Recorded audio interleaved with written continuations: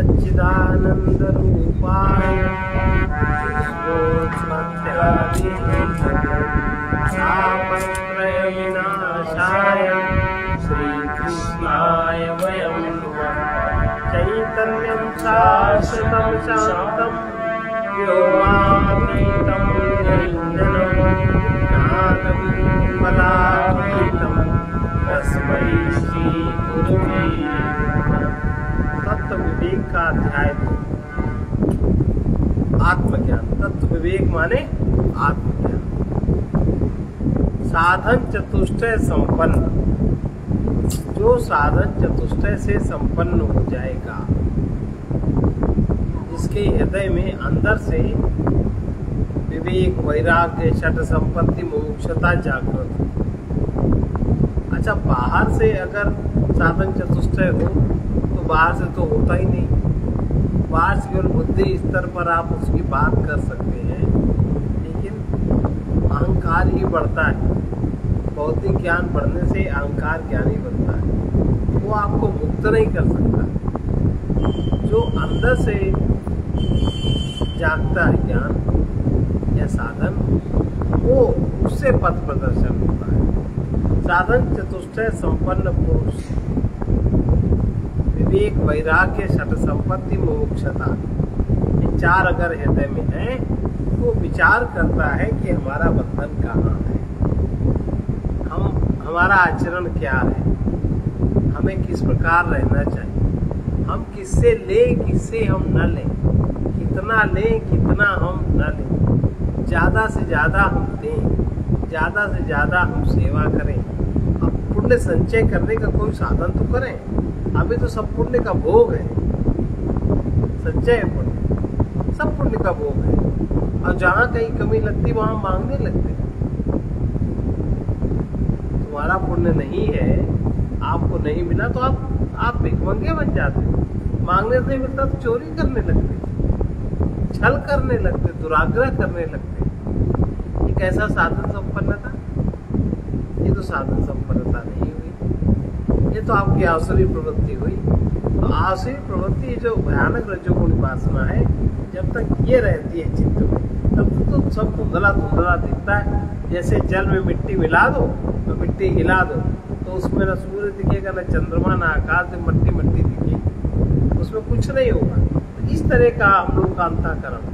अब ऐसे अंतःकरण हम सोचे कि सब बात समझ में आ जाए, सुन भले लीजिए, लेकिन पल्ले कहाँ पड़ता है बिल्कुल, क्योंकि आचरण बहुत गड़बड़ है, आचरण ठीक नहीं, वृत्ति ठीक नहीं। तो साधन चतुष्टय संपन्न पुरुष मुक्त होने के लिए तत्व का विचार करता है कि आखिर कहाँ कौन सा पॉइंट है जिसके कारण से ये। इसलिए अब तत्व विवेक का प्रारंभ करते हैं कि तत्व विवेक क्या है। तत्व विवेक कहा आत्मा सत्यम तदन्यत् सर्वं मिथ्येति। तत्व विवेक क्या है? तत्व विवेक है कि आत्मा सत्य है। अब आत्मा सत्य है, और कोई संबंधी मर गया या कोई दुख, किसी को दुख पड़ गया, मन कैसा होता है? सारा आपका चित्त उसी में लगा रहता है, दुख का समाधान नहीं करते, या इतनी अपने में शक्ति हो जो हम उसका दुख निराकरण करते, उसका चिंतन करते।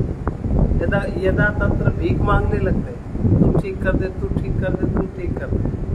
जिसने कर्म किया वो कर्म भोगेगा, दूसरा भोगेगा।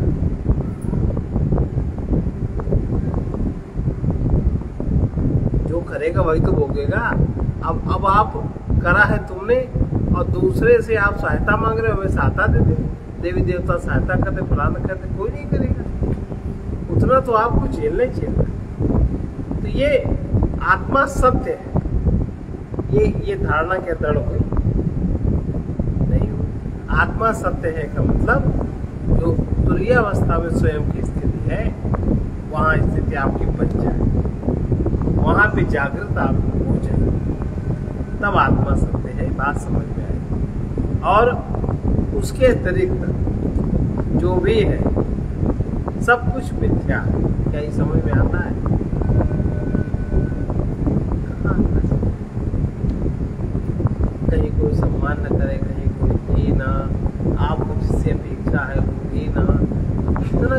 व्यक्त होगा, चित्त में जरा सी शांति स्थिर, कोई हमारी वासना की पूर्ति न करे, कोई जवाब दे दे, तो मन बड़ा खराब हो जाए।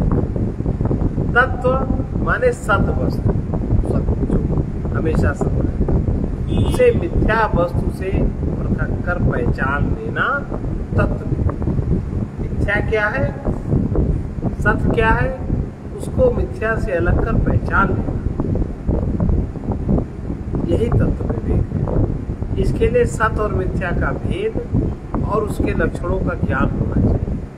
सत्य किसे कहते हैं, मिथ्या किसे कहते हैं। सत्य वो है जो भूत वर्तमान भविष्य तीनों काल में यथावत रहे, एक सा रहे।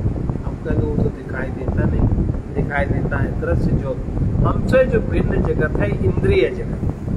हम इंद्रिय जगत में विषयों की पकड़ हमारी ज्ञानेंद्रिय में, मन में, बुद्धि वही विचार करती, इसके अलावा हमारा कोई ज्ञान नहीं, किसी का कोई ज्ञान नहीं। जबकि सत्य वो है जो भूत में वर्तमान में तीनों कालों में यथावत रहे, उसमें न परिवर्तन होता है ना ही उसका विनाश होता है। इसके विपरीत जो वस्तु तीनों कालों में न हो उसे असत कहते हैं, जैसे बंध्यापुत्र। शब्द तो है बंध्यापुत्र, लेकिन बंध्या के कई पुत्र भी होता है, लेकिन है सब। इसके अतिरिक्त तो कुछ वस्तु ऐसी भी होती है कि जो भाषित होती, उसका आभास होता है, तीनों काल में परिवर्तित होती रहती है और नष्ट भी हो जाती है।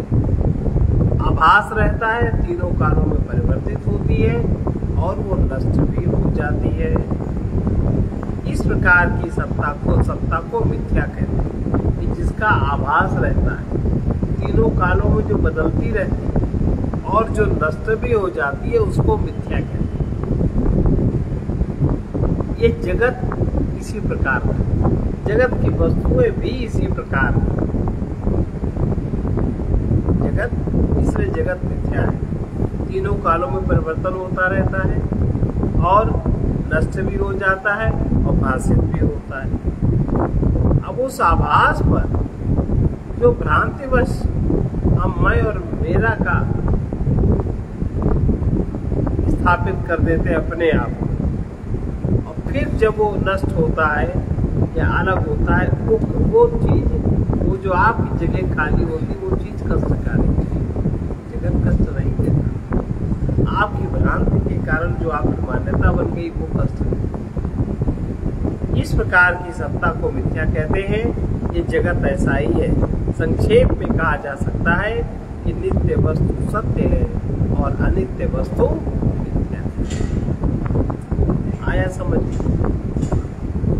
मिथ्या माने जो भाषित होती है, तीनों कालों में परिवर्तनशील होती है और अंत में नष्ट भी होती है, उसको मिथ्या कहते हैं। और जो भाषित नहीं होता, यथावत रहता है, तीनों कालों में एक सा रहता है, कभी नष्ट नहीं होता, उसको सत्य। ये है ब्रह्म सत्यम जगत क्या। अब हम लोग पीछे पढ़ चुके हैं नित्य वस्तुएकम ब्रह्म, नित्य वस्तुएकम ब्रह्म तद व्यतिरिक्तम सर्वम अनित्यम। नित्य वस्तु एक ब्रह्म है, उसके अतिरिक्त सब कुछ अनित्य है। यहाँ ब्रह्म के स्थान में उसको आत्मा कहकर उसे सत्य अर्थात नित्य कह रहे हैं। अब उसके जिंदगी में ब्रह्म के लिए या आत्मा के लिए हमने क्या किया जो हमें उसका फल मिलेगा, अर्थात हमें दुख नहीं मिलेगा।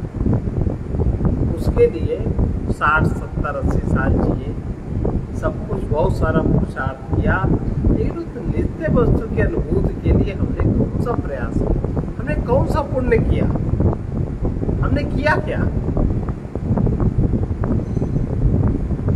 और किसी को सुख देने के लिए भी हमने कुछ नहीं किया जो पुण्य बनता।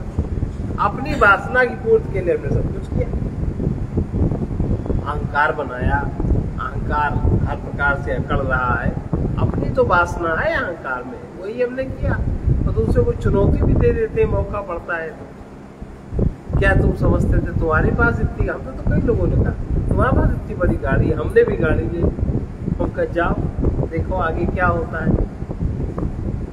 स्थिरता से जब भोग लेना तब बताना। 6 महीना नहीं फिर गाड़ी वाड़ी सब बिक गई। तो ये अहंकार चुनौती देता, इतना इसके अंदर अज्ञान युक्त पाप है, वो समझता नहीं, हर बात में अपनी मैं लगाता। अब इससे बड़ा झूठा आभास क्या हो, इससे बड़ा झूठा आभास क्या हो। और सब में है, कोई बिरला ऐसा होता है समझदार दैवी संपत्ति वाले, उनमें सब चीजें नहीं होती, लेकिन सामान्य तो ये चीज सब में होती है। अब जो नित्य एक वस्तु ब्रह्म है, उसके अतिरिक्त सब कुछ है, तो उस ब्रह्म के लिए, उस आत्मा के लिए हमने जीवन में क्या किया जो हमें उसका फल मिले, उसके फल के रूप में। तो हम उससे अगर कहीं संबंधित भी हो जाएंगे तो भी हम अशांति रहेंगे, क्योंकि हमारा तो कुछ कर्म है, हम तो दूसरे के पुण्यों पर राज करने वाले हैं, दूसरे के पुण्य, दूसरे की सुविधा उसका भोग करते हैं, और जितनी सेवा त्याग करना चाहिए सामान्य व्यवहार उतना भी नहीं करते, तो अशांति तो होगी, पाप तो बनेंगे ही।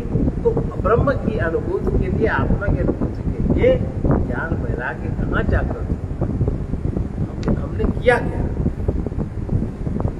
ये सबके जीवन का चित्रण है। उसके लिए हमने क्या किया जो हमें वो अनुभव, जो उसके लिए मेहनत करते हैं उसको वो अनुभव होता है, वो अविचलित रहते हैं किसी भी प्रकार की परिस्थिति में,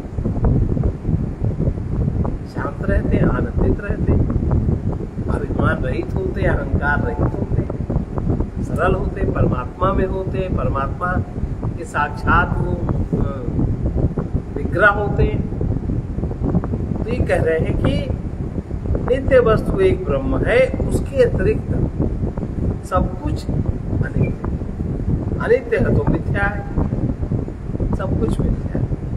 यहाँ ब्रह्म के स्थान में आत्मा के कर उसे सत्य अर्थात नित्य कहा गया है, उसके अतिरिक्त सब कुछ मिथ्या अर्थात अनित्य है। आत्मा और ब्रह्म में एक है। अभी हमें नित्य ब्रह्म का विवेक करने के लिए सत्स्वरूप पहले आत्मा का विवेक करना चाहिए। आत्मा आखिर है क्या, आत्मा में कौन से ऐसे गुण हैं जो आत्मा कहा जाएगा। जैसे अज्ञान के कारण हम अपने शरीर आदि को ही अपना आत्मा मानते हैं, और तो और शरीर तो फिर भी बहुत निकट है, मन को अपना आत्मा मानते, मन और निकट है। हमने ऐसा चाहा, तुमने ऐसा नहीं किया, और नहीं किया तो उसी जगह तुरंत आग की लुकाटी रखी, जला देते, जला देते। अगर हमने ऐसा कहा, तुमने ऐसा नहीं किया, तुमने अगर मेरी वृत्ति के अनुसार तुम अगर नहीं चली या नहीं चले तो उस लुखाटी से तुमको जला देंगे। कितनी बदमाशियां हो जाती नहीं। और जो तू कमा के लाए हो या लाई हो उसको हम रख लेंगे, हम अपने हिसाब से खर्च करेंगे। दुनिया भर की दलीलें, ये सही आचरण है कि गलत आचरण। तो ये जो अज्ञान के कारण हम शरीर आदि को ही अपना आत्मा समझते हैं, शरीर को ही हम अपना आत्मा समझते हैं। शरीर के साथ किए हुए व्यवहार को हम आत्मा के साथ व्यवहार मानते हैं, और शरीर को भी हम नियम के अनुसार नहीं चला पाते। शरीर को, क्योंकि हम जिन पशु प्रवृत्तियों में रहे हैं वही 2-3 प्रवृत्ति हम शरीर का प्रयोग करते हैं, उन प्रवृत्तियों को। तीसरा प्रयोग हम शरीर का भी नहीं कर पाते। हाँ, कर पाते। तीसरा प्रयोग आज तक किया,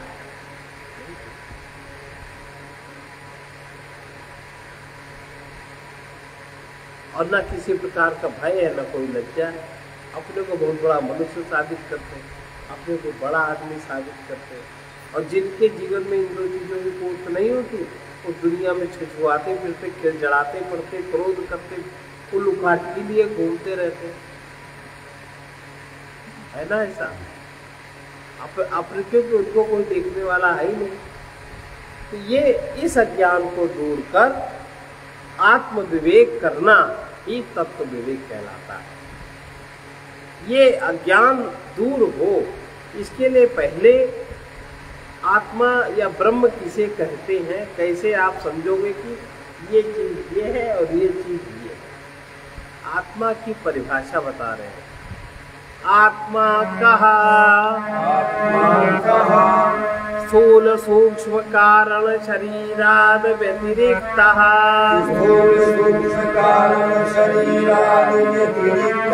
पंचकोशातीतः सन् अवस्थात्रय साक्षी सच्चिदानंद स्वरूपः सन् यः तिष्ठति स आत्मा। आत्मा या ब्रह्म किसे कहते हैं? अभी हम लोग को स्थूल शरीर के अलावा दूसरा ज्ञान नहीं है, सूक्ष्म ज्ञान अभी नहीं है। अभी किसी का शरीर अगर छूट जाए तो उसका शरीर यहाँ कहाँ घूम रहा है, हमसे मिल रहा है कि नहीं, हम लोग नहीं बता पाए। क्या सीखा अभी तक स्थूल, और हम लोग स्थूल जगत में ही है। स्थूल शरीर का जीना जीना, स्थूल का मरना मरना, स्थूल का सुख सुख, स्थूल का सुख सुख, और यहाँ हर चीज को सुखी माने। और सूक्ष्म शरीर माने मन बुद्धि चित्त अहंकार, सूक्ष्म शरीर तो नष्ट नहीं होता, स्थूल शरीर से हट जाता है। सूक्ष्म शरीर हट जाता है, कारण में हो जाता है। कारण शरीर भी नष्ट नहीं होता, बहुत अनंत काल में कारण शरीर जब समाप्त होता, उससे निकलता तब आत्मज्ञान होता है। तो स्थूल सूक्ष्म और कारण शरीरों से पृथक, इन तीनों शरीरों से पृथक और पंचकोशों से परे। पंचकोश में हम लोग अन्नमय कोश में ही जीते, और अन्नमय कोश की पूर्ति मनोमय कोश से करते हैं। मनोमय कोश की पूर्ति करने के लिए विज्ञान में बुद्धि थोड़ा सा उपयोग करते हैं, बस। वो भी थोड़ी सी बुद्धि, जितनी भी हमारी इंद्रिय विषय संबंधित है उतनी बुद्धि, उसके अलावा बुद्धि नहीं आती। और इस स्थूल सूक्ष्म कारण शरीरों से पृथक पंचकोशों के परे जो तीनों अवस्थाओं का साक्षी है, सत्य और आनंद स्वरूप होकर जो स्थित है, वही आत्मा है। अब बताओ, इसके लिए हमने किया क्या? अगर किसी को कुछ दिया भी है तो हमारी ही वासना की पूर्ति करना। निरपेक्ष दान देना भी नहीं आया। दान नाम तो दिया कि हम दान दे रहे हैं, पर देना भी नहीं आया। किसी को अन्न खिलाया, अन्न दान भी करना नहीं आया। हमको जो अच्छा लगा हमने वही, हमारे अहंकार को जो अच्छा लगा। और ये हम इतना स्थूलता बैठते हैं कि सूक्ष्म की कोई बात ही नहीं, अपने ही मन की पूर्ति करते हैं सबसे। और अपने मन की कल्पना है अज्ञान में, कारण शरीर के अज्ञान में वही दृढ़ता मान रखी है, और वैसे ही मानते, उससे हम हटना ही नहीं चाहते। मूर्ख हृदय न चेत, जो गुरु मिलहि बिरंचि सम, फूलहि फलहि न भेद, यद्यपि सुधा बरसहि सुमन। कहाँ फूलते फलते? तो ये आत्मा अपना स्वरूप है, हम है, हमें पता ही नहीं। अपना स्वरूप अपने से पृथक तो हो नहीं सकता, हम ही हो सकते हैं। ये सत्यचित और आनंद स्वरूप है, इसको जानते नहीं। दुनिया भर का ढिंढोरा पीटे हैं, हम बड़ा ध्यान करते हैं, बड़ा प्राणायाम करते हैं, ना ध्यान फलित हुआ, ना प्राणायाम फलित हुआ। टेढ़े बेढ़े हुए जा रहे, हड्डियां सिकुड़ी जा रही, 75 बीमारियां लगी जा रही, और सच्चिदानंद स्वरूप समझते। शरीर आदि हमसे पृथक अनात्मा है। 24 घंटे में कितनी बार याद रहता है? नहीं याद रहता। फिर भी भ्रम से उनमें आत्मभाव का अनुभव करते। जब तक हम विचार नहीं करते इसी भ्रम में पड़े रहेंगे। अब विचार कैसे करना? ज्ञान में विचार करना है। तुलसी मिटे न वासना बिना विचारे, ज्ञान में विचार। हम अज्ञान में विचार करते। अज्ञान का विचार का कैसा होता है? जैसे रस्सी है कि सांप है, दिमाग में आया सांप है, अब सांप का विचार चल रहा है, अरे भागो भागो, अरे लाठी लाओ, डंडा लाओ, काट लेगा, ये हो जाएगा, वो हो जाए। ये अज्ञान का विचार है। और ज्ञान का विचार है, देखा, कोई कल्पना में नहीं बंधे, जाके देखा, है ये तो रस्सी, कोई इसमें प्रपंची नहीं। और हम लोग प्रपंच होते हैं। इसलिए वासना मिटती है, अज्ञान मिटता है ज्ञान में विचार करने से। जब तक हम विचार न करेंगे इसी भ्रम में पड़े रहेंगे। यही भ्रम हमारे लिए कर्म बंधन का कारण बना है। हम जो भी कर्म करते हैं उससे बंध जाते हैं। वासना मुक्त कोई कर्म ही नहीं होता, उसी में बंधे रहते हैं। विवेक विचार से आत्मा को अनात्मा से पृथक कर ये भ्रम अभी अभी दूर किया जा सकता है। विवेक में विचार करने, विवेक माने ज्ञान, ज्ञान में विचार करने। उसके लिए आत्मा के लक्षण और अनात्मा के लक्षण पृथक रूप से स्पष्ट पता होने चाहिए। उन्हीं लक्षणों की सहायता से हम आत्मा माने सत और अनात्मा माने असत का भेद कर उसको पहचान सकेंगे। इसलिए लक्षणों सहित उसकी पहचान सुनिए। सामान्य रूप से इस आत्म विवेक के लिए 3 प्रक्रियाएं अपनाई जाती हैं। पहली प्रक्रिया क्या है? स्थूल सूक्ष्म कारण शरीरों को अनात्मा समझकर उनके अतिरिक्त जो अपनी सत्ता उपलब्ध होती है वही आत्मा जाना जाता है। अब हम तो स्थूल शरीर से ऊपर नहीं हो पाते। आंख बंद करके बैठते हैं कि ध्यान लगाएं, मन अपनी ही धुलता है। कहीं कोई फोन आ गया तो उसका भी जवाब देते हैं और मन अपनी ही धुलता चला जाता है और ध्यान कर ही रहे। सूक्ष्म शरीर से ऊपर नहीं उठ पाते। और सूक्ष्म शरीर कुछ समझ में आया तो कारण के अलावा नहीं जा पाता, हमें कुछ पता ही नहीं है। तो पहली प्रक्रिया है कि स्थूल सूक्ष्म कारण शरीरों को अनात्मा समझे, उनके अतिरिक्त जो अपनी सत्ता उपलब्ध है अनात्मा समझे। फिर जो अपनी सत्ता उपलब्ध होती है उसको आत्मा जाने। अब कभी ये ध्यान किया ही नहीं इस प्रकार से, कभी ऐसा विचार ही नहीं किया, कभी सोचा ही नहीं।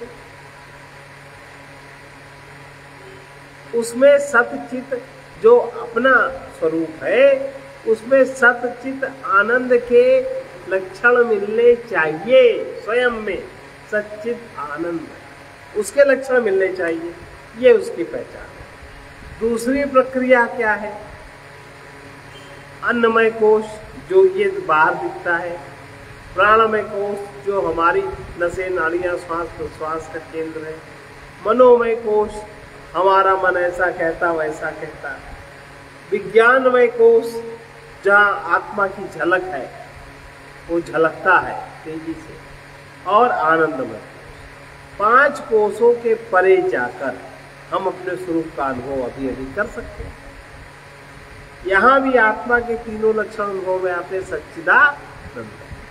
तीसरी प्रक्रिया है, इसमें भी चलो सफल नहीं होते। तीसरी प्रक्रिया और आसान है। जागृत अवस्था में रहते हैं, जागे रहे। स्वप्न अवस्था होती है तो भी हम जागे रहे, उसमें खोए ना। सुषुप्त अवस्था होती है उसमें भी हम जागे रहे।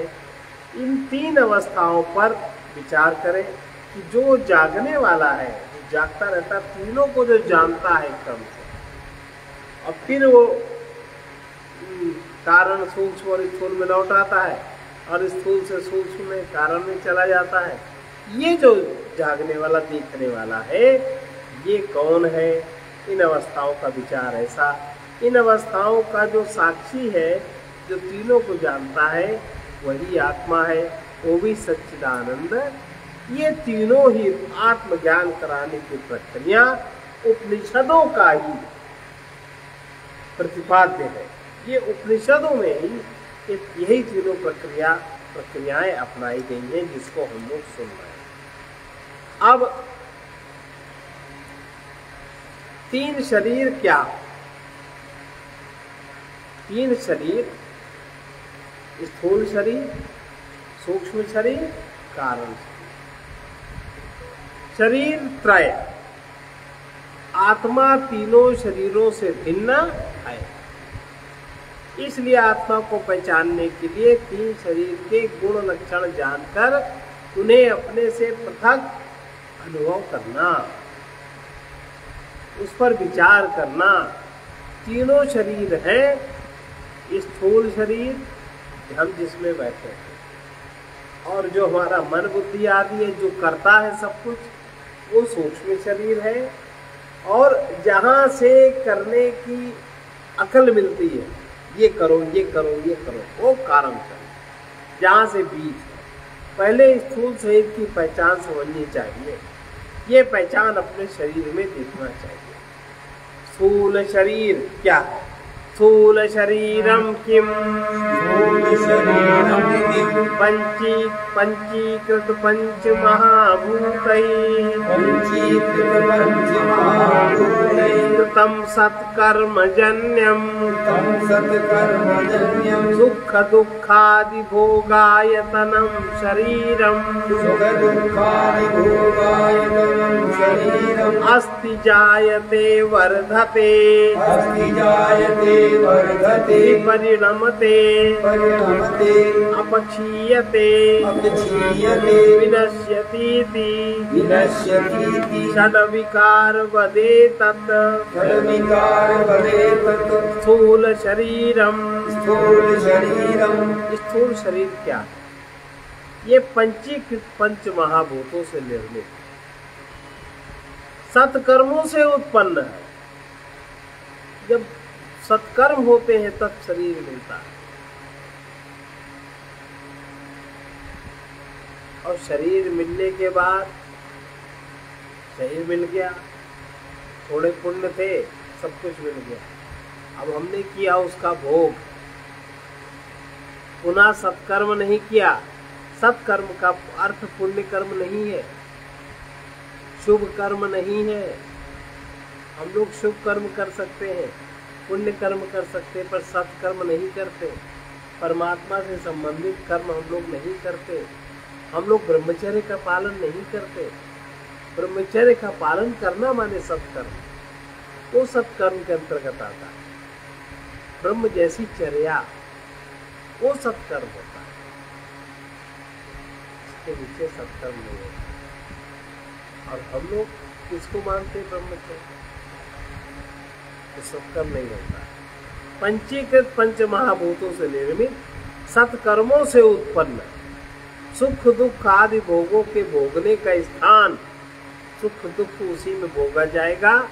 और अस्थि, उसका अस्तित्व है जन्म, वृद्धि, परिवर्तन, क्षय तथा विनाश। इन 6 विकारों से युक्त स्थूल शरीर कहलाता है। हम अपने जिस शरीर को देखते हैं वो स्थूल शरीर कहलाता है। ये पृथ्वी, जल, अग्नि, वायु, आकाश नामक पंच महाभूतों से मिलकर बना। ये 5 तत्व 2 प्रकार के होते हैं। एक अपंचीकृत माने शुद्ध तत्व, और दूसरे पंचीकृत माने मिले हुए। इसका वर्णन आगे होगा। यही इतना समझना है कि स्थूल शरीर पंचीकृत पंच महाभूतों से निर्मित है। यह शरीर जितना स्थान घेरता है वो आकाश का स्थान घेरता है। श्वास लेने पर वायु शरीर में जाती है, रक्त में मिलती है। शरीर का ताप अग्नि तत्व के कारण है। पिए हुए जल से रक्त आदि में तरलता है। अन्न के रूप में पृथ्वी तत्व शरीर में पहुंचता है, जिससे अस्थि मांस आदि बनते हैं। स्थूल शरीर पशु पक्षियों को भी प्राप्त है, लेकिन मनुष्य शरीर पुण्य कर्मों के फल से मिलता है। पुण्य कर्मों के, पुण्य कर्म माने सेवा, परोपकाराय पुण्याय पापाय परपीडनम। सेवा लेने से नहीं, सेवा देने से है। सेवा, त्याग, प्रेम, ये जब हम 3 बातें अपनाते हैं जीवन में तो हमारे पुण्य कर्म बनते हैं। जो व्यवहार हम दूसरे से अपने लिए नहीं चाहते वो हम दूसरे के साथ भी न करें। और पुण्य कर्मों के फल से मनुष्य देह मिलती है। कब करी करुणा नर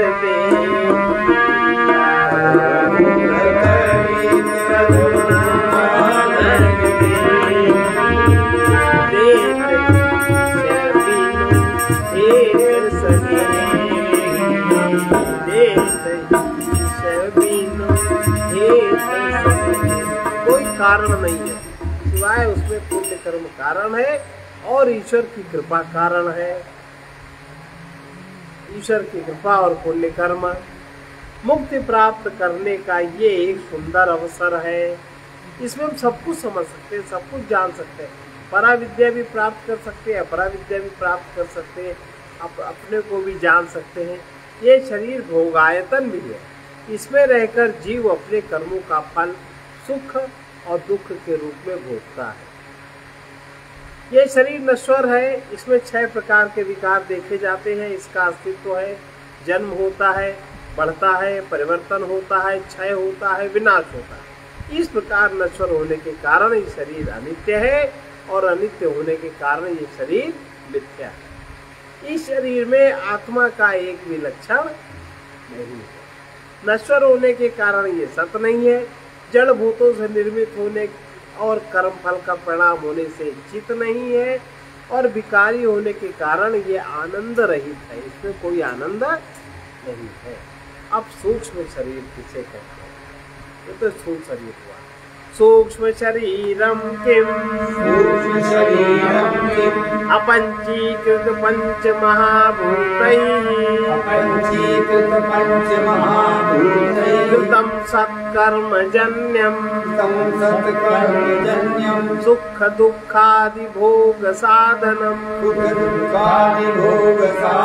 पंच ज्ञानेन्द्रियाणि पंच कर्मेन्द्रियाणि पंच प्राणादयः मनश्चैकम् बुद्धिश्चैका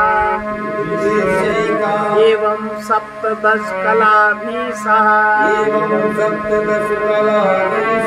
यत्तिष्ठति तत्सूक्ष्म शरीरम्। सूक्ष्म शरीर क्या?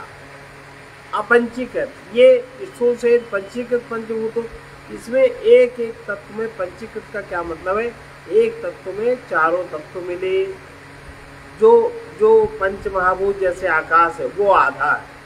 अब जो दूसरा आधा भाग बचा उसमें चारों तत्व मिले और फिर जो एक बना उसको कहते हैं पंचीकरण।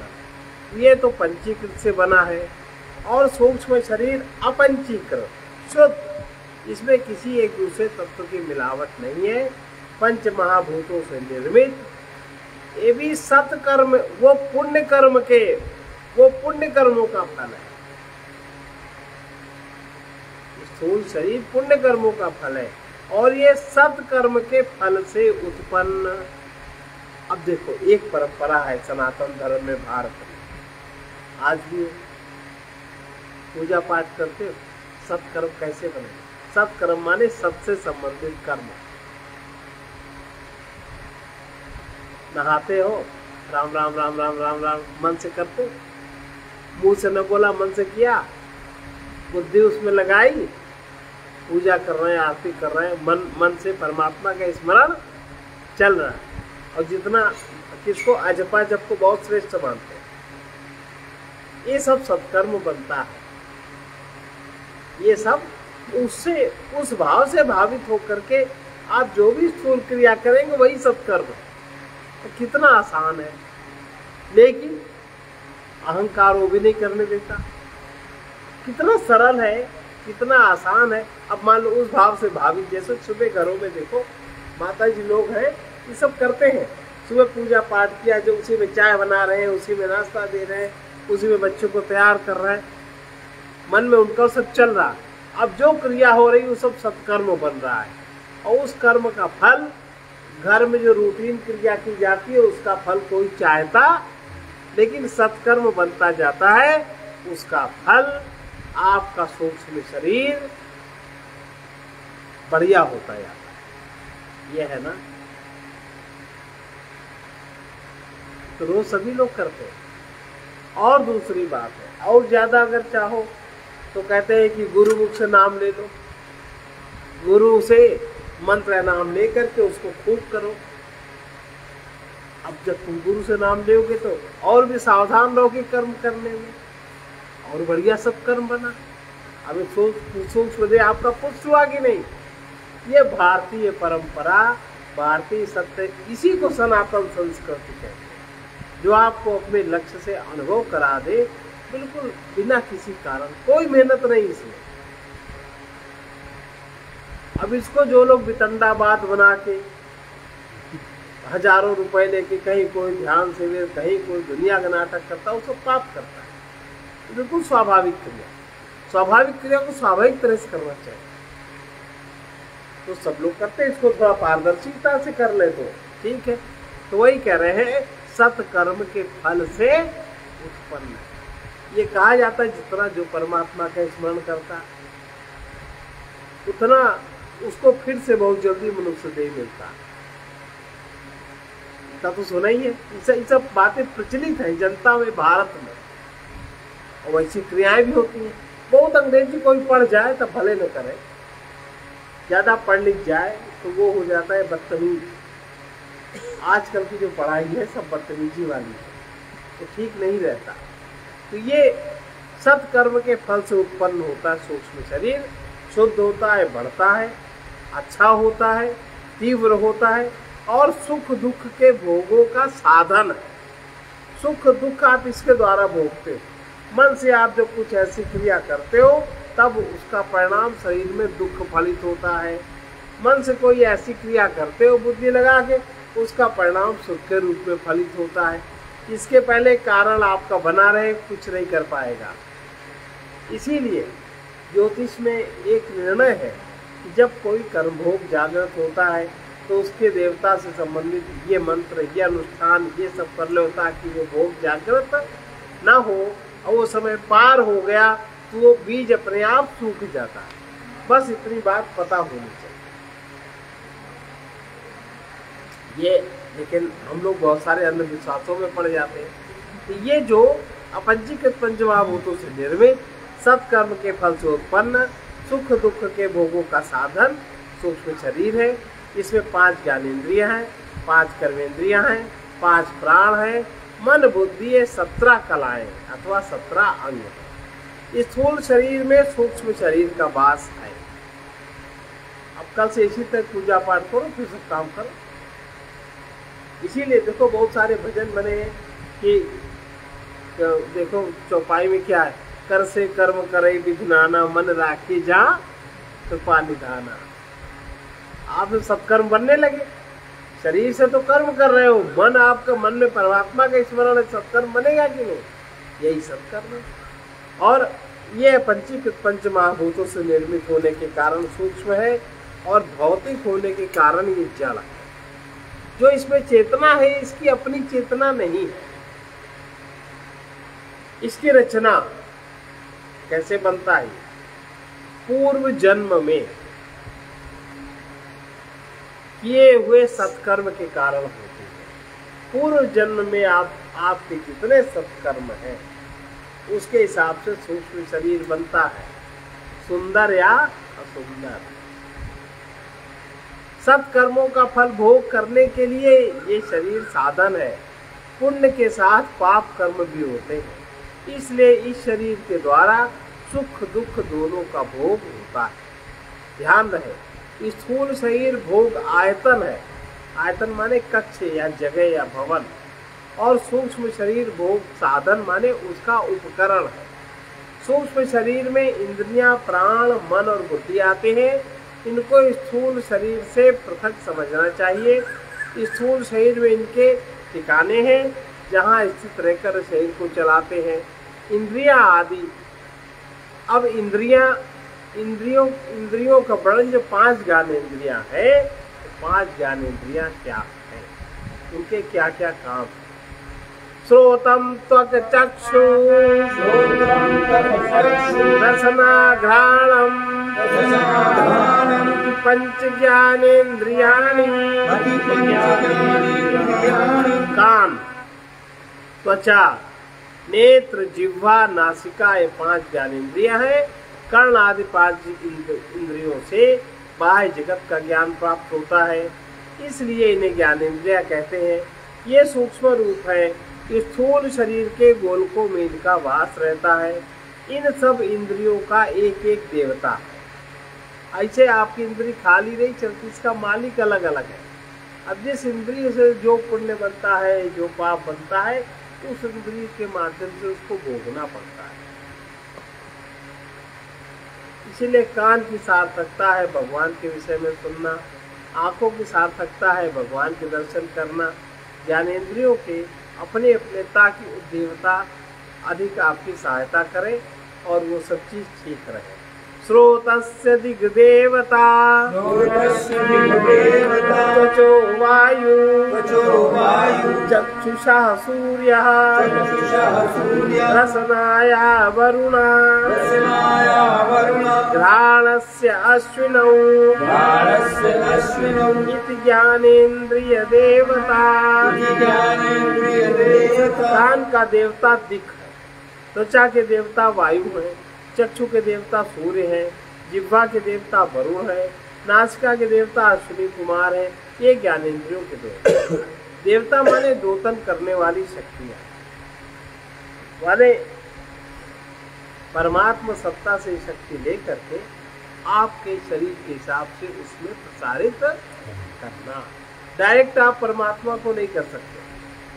जैसे खूब तेजी नदी की धारा है, तो डायरेक्ट आप उसमें नहीं कुछ कर सकते। लोटा या कोई पात्र लेकर के तब आप जल को पी सकते। तो लोटा या पात्र देवता वो परमात्मा से लेकर के आपके साथ सामने आपके शरीर में वो शक्ति यथा योग्य पहुंचाने की जिम्मेवारी होती है। ईश्वर समस्त जगत का नियंता है, उसके अंशभूत देवता उसके अधीन रहकर जगत और जीवों पर प्राकृतिक नियमों के अनुसार नियंत्रण रखते हैं। ये देवता हमारे अंदर व्यस्त रूप से और बाहर जगत में समस्त रूप में प्रकृति के किसी विशेष नियम का संचालन करते हैं। वो देवता वहाँ का अधिष्ठाता होता है। उदाहरण के रूप में स्थूल शरीर का कान, उसका छिद्र आदि जड़ गोलक है, उसमें स्थित क्रिया शक्ति प्राण है, जिसके द्वारा शब्द तरंगे कान के पर्दे से मस्तिष्क तक पहुँचती हैं और उसके साथ विद्यमान रहने वाला चेतन तत्व ही प्राण शब्द और शरीर कान की उपाधि से देवता है। इन सबके सहयोग से हम शब्दों का ग्रहण करते हैं। कान के देवता दिक् या आकाश है। बाहर समस्त आकाश में व्याप्त चैतन्य आकाश की उपाधि धारण कर दिक् देता है। उसी का एक अंश कान में स्थित होकर हमें शब्द सुनने में सहायता करता है, जो बाहर का आकाश है। यही नियम अन्य इंद्रियों के साथ है। ईश्वर और उनके अधीनस्थ देवताओं का विस्तृत वर्णन जब ईश्वर का प्रसंग होगा तो उसमें हम लोग समझेंगे। अब कान का विषय क्या है, क्या ज्ञानेंद्रियों के कौन कौन से कार्य हैं। श्रोतस्य विषयः शब्द ग्रहणम, त्वचो विषयः स्पर्श ग्रहणम, चक्षुषो विषयः रूप ग्रहणम, रसनाया विषयः रस ग्रहणम, घ्राणस्य विषयः गंध ग्रहणम। कान का विषय शब्द ग्रहण, त्वचा का विषय स्पर्श ग्रहण करना, चक्षु का विषय रूप ग्रहण करना, जिह्वा का विषय रस ग्रहण करना और नाक का विषय गंध ग्रहण करना है। सभी ज्ञानेंद्रियों के अपने कार्य क्षेत्र बटे हुए हैं। एक दूसरे का इंटरफेरेंस कोई ज्ञानेंद्री कोई कर्मेंद्री नहीं करती। इस प्रकार से वे अपने ही क्षेत्र में कार्य करती हैं। इसलिए 5 ज्ञानेंद्रियों के लिए विषयों के क्षेत्र भी 5 हैं, 5 विषय है। शब्द, स्पर्श, रूप, रस और गंध इंद्रियां इन विषयों को मस्तिष्क तक पहुंचाती हैं और वहीं से वे मन और बुद्धि तक पहुंचते हैं। वाक् पाणि पाद पायूपस्थानि इति पंच कर्मेन्द्रियाणि। वाक् हाथ, पैर, गुदा, उपस्थ, ये 5 कर्मेंद्रियां हैं। कर्म करने के लिए 5 इंद्रियां हैं। इनसे 5 प्रकार के कर्म किए जाते हैं। जिस हाथ से हम लेने देने या लिखने का काम करते हैं वो स्थूल शरीर का एक भाग ही है। इसी में हस्तेंद्रिय का निवास है। इसके साथ काम करने पर स्थूल शरीर का ये अंग काम करता हुआ दिखाई देता है। हस्तेंद्रिय सूक्ष्म शरीर का अंग है। इसी प्रकार अन्य इंद्रियों को भी समझना चाहिए। ज्ञानेंद्रियों की भांति इन कर्मेंद्रियों के भी अपने अपने देवता और अपने अपने क्षेत्र हैं। सब अपने ही क्षेत्र में काम करते हैं। वाचो देवता वहिनः हस्तयोरिन्द्रियः पादयोर्विष्णु पायोर्मृत्युः उपस्थस्य प्रजापति इति कर्मेन्द्रिय देवता। इस प्रकार वाणी का देवता तो अग्नि है।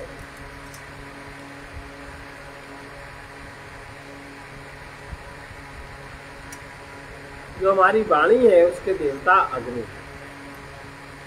इसीलिए शरीर जलाने के समय मुंह में अग्नि लगाई जाती है। वहां से अग्नि तत्व जल्दी प्रज्वलित हो जाता है। और हाथ के देवता इंद्र है।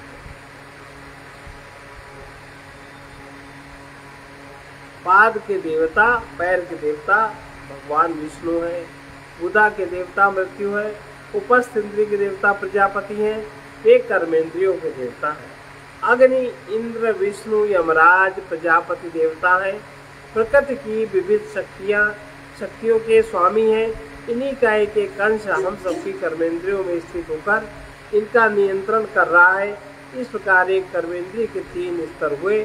स्थूल शरीर का अंग, उसमें वास करने वाली प्राणमयी इंद्रिय और उसका नियंत्रण करने वाला उसका अधिष्ठात्र देवता। इन तीनों के संयोग से एक कर्म होता है। प्रत्येक कर्मेंद्रिय का अपना काम है। प्रत्येक कर्मेंद्रिय ज्ञानेंद्रिय की भांति अपना कार्य करते हैं। वाचो विषयः भाषणम् पाणियोर्विषयः वस्तुग्रहणम् पादयोर्विषयः गमनम् वायोर्विषयः मलत्यागः उपस्थस्य विषयः आनंद इति। वाणी का विषय भाषण करना, हाथ का वस्तु ग्रहण करना, पैर का चलना, गुदा का मल त्याग और वस्त्र का विषय प्रचलन। कर्मेंद्रियों के कर्म ही उनके विषय है। वाणी एक कर्मेंद्रिय है, उसके द्वारा बोलने का कार्य होता है। हाथ दूसरी कर्मेंद्रिय है, उसके द्वारा वस्तु के लेने देने का कार्य होता है। इसी प्रकार अन्य इंद्रियों का विषय भी समझना चाहिए। अब पैर का काम गमन करना होता है और पायोर का काम मल त्याग। इस प्रकार से सूक्ष्म शरीर में 5 ज्ञानेंद्रियां, 5 कर्मेंद्रियां, 5 प्राण, मन और बुद्धि बताए गए हैं। इनमें से ज्ञानेंद्रियां और कर्मेंद्रियों का वर्णन हुआ।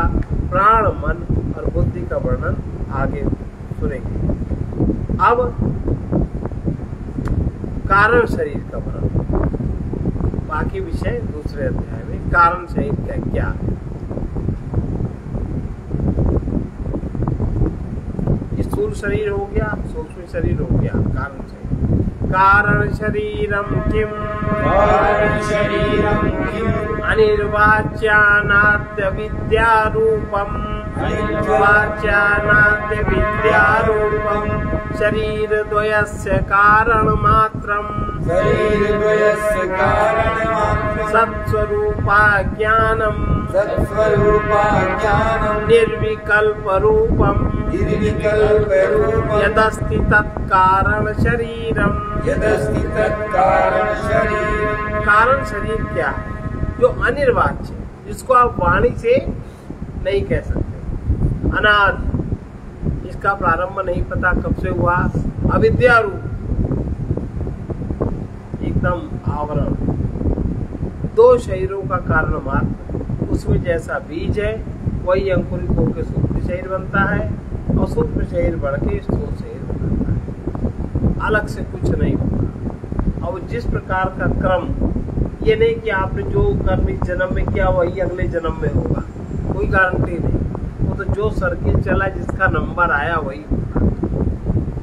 इसलिए दो शरीरों का कारण मात्र, सत्स्वरूप का ज्ञान, निर्विकल्पक रूप है, उसे कारण शरीर है। तीन शरीर है, स्थूल सूक्ष्म कारण, कारण शरीर सूक्ष्म और स्थूल शरीरों का कारण है, इसलिए उसे कारण शरीर कहा जाता है। स्थूल और सूक्ष्म शरीर उसके कार्य हैं, कारण से उत्पन्न कार्य नष्ट होने पर कारण में ही विलीन हो जाता है। जैसे मिट्टी रूप कारण से घट रूप कार्य उत्पन्न होता है, और जब घट नष्ट होता है तो मिट्टी में ही लीन होता है। सब लोगों का कारण शरीर एक समान नहीं होता, उसमें भी आपके कर्म का विधान चलता है, आपका ज्ञान भी आपके कर्म के अनुसार है। बड़ी विचित्र बात है। जैसे मिट्टी रूप कारण से घट रूप कार्य उत्पन्न हुआ, घट नष्ट होने पर मिट्टी में ही लीन हो जाता है।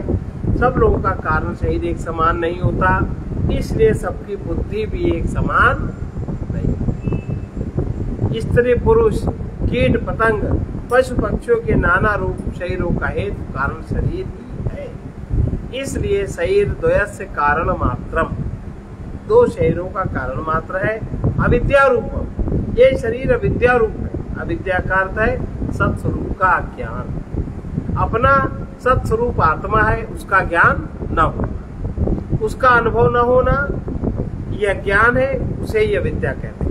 अपना सत्स्वरूप आत्मा है, उसका अनुभव न होना अज्ञान है, जिसे अविद्या कहते हैं। आत्मा तो अनादि अनंत नित्य है, किंतु अविद्या इस कोटि की नहीं है। वो अविद्या तो है किंतु अनंत नहीं है। विद्या के प्रकाश में अविद्या नष्ट हो जाती है, विद्या के प्रकाश में, शिक्षा के प्रकाश में नहीं। शिक्षा के प्रकाश में तो अविद्या बढ़ जाती है, विद्या के प्रकाश में विद्या नष्ट हो जाती है। विद्या किसे कहते हैं, उसकी परिभाषा कई बार बताई। विद्या किसे कहते हैं? ये अपने आप का, अपने आत्मा से प्रतिभाषित जो अनुभव है, उसका विचार विद्या कहलाता है। और उसको, उसी के प्रभाव से अविद्या नष्ट होती है। अनिर्वाच्य उस वस्तु को कहते हैं जो न तीनों कालों में सत हो और न आकाश कुसुम की तरह असत हो। ऐसी वस्तु को मिथ्या भी कहते हैं। गहन निद्रा में अपना पराया कुछ ज्ञात नहीं रहता, यही अविद्या है। इसमें किसी द्वैत का बोध न होने के कारण इसे कोई द्वैत का बोध नहीं होता, बस अज्ञान तो है। निर्विकल्पक रूप कहा जाता है। जागृत और स्वप्न अवस्थाओं में नानात्व अर्थात विकल्प देखा जाता है। इसे अधिक स्पष्ट रूप से समझने के लिए तीन अवस्थाओं का विचार करना चाहिए। और तीन अवस्थाएं कौन कौन सी हैं, इसको हम लोग अब कल करेंगे।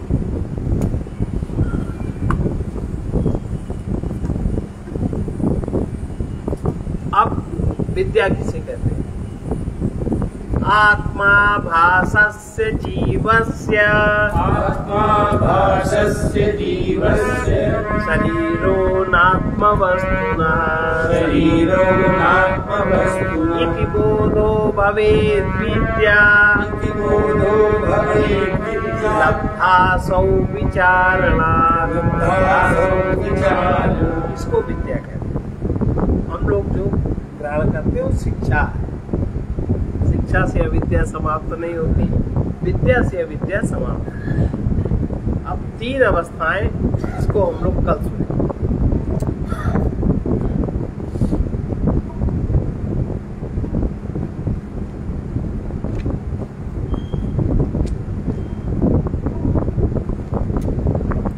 सत स्वरूप की पहचान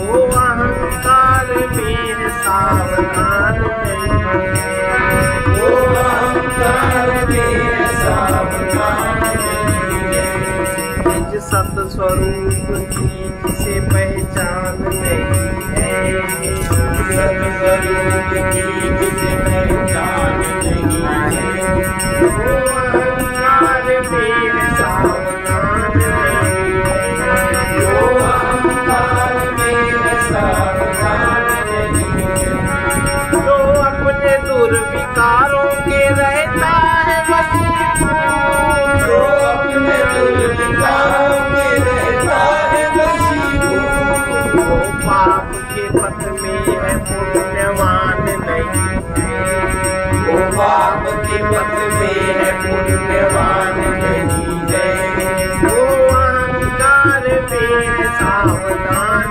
नहीं है, वो अहंकार में सावधान नहीं है, दुर्भाग्य से अपने को वो है मानता विद्वान, दुर्भाग्य से अपने को वो है मानता विद्वान, इसको भी निज ज्ञान का भी ज्ञान नहीं है, इसको भी निज ज्ञान का भी ज्ञान नहीं है, वो अहंकार में सावधान नहीं है, वो अहंकार में सावधान नहीं है, वो की अधिकता से वही होता लोगों की अधिकता से वही होता मनमनी, वो की अधिकता से वही होता लोगों की अधिकता से वही होता मनमनी,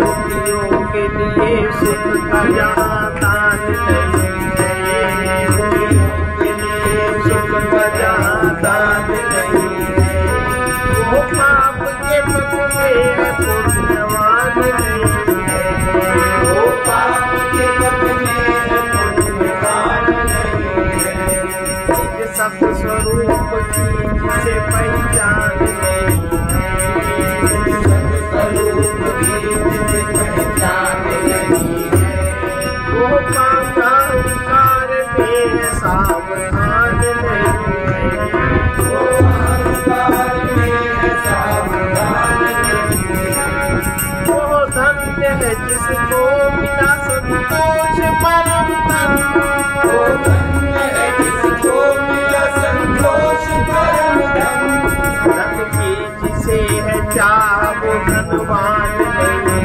है, धन की जिसे है चाह वो धनवान नहीं है, जिसको निज ज्ञान का भी ज्ञान नहीं है, जिसको निज ज्ञान का भी ज्ञान नहीं है, निज सत स्वरूप की जिसे पहचान नहीं है, सत्स्वरूप की जिसे पहचान नहीं है, तब तक किसी को शांति मिल नहीं सकती, तब तक किसी को शांति कहीं मिल नहीं सकती, आनंदमय भगवान का यदि ज्ञान नहीं है, आनंदमय भगवान का यदि ज्ञान नहीं है, वो अहंकार में सावधान नहीं है, वो अहंकार में सावधान नहीं है, सब भक्ति मुक्ति प्राप्त वो कर पाता है जो चित्त, तब भक्ति मुक्ति प्राप्त वो कर पाता है पथिक, जिसको किसी भी वस्तु का अभिमान नहीं है, जिसको